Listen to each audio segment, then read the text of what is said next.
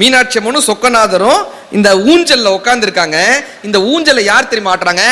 அந்த பக்கத்துல இருந்து ஒரு பூதம், இந்த பக்கத்துல இருந்து ஒரு பூதம், ரெண்டு பூதமும் இந்த ஊஞ்சல் ஆட்டுது. இப்ப அந்த பக்கத்துல ஒரு பூதம் இருக்கும்ல, அந்த பூதம் இந்த பூதத்துக்கு சிக்னல் காட்டுது, சைகை காட்டுது.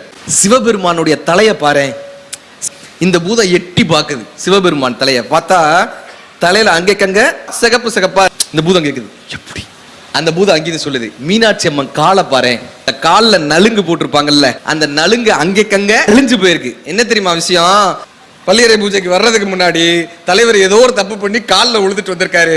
இந்த அதனால அந்த மீனாட்சி அம்மனுடைய அந்த சிகப்பெல்லாம் தலையில ஒட்டிக்கிச்சான். சொக்கநாதராகவே இருந்தாலும் மீனாட்சியினுடைய காலில் விழுந்தால்தான் வாழ்க்கை சிறப்பாக இருக்கும் என்று கற்றுக் கொடுத்த மண் எங்கள் மதுரை. அம்மா கிட்ட எல்லாம் கேட்டிருக்கேன், எப்படி இவரோட குடும்பம் நடத்துற?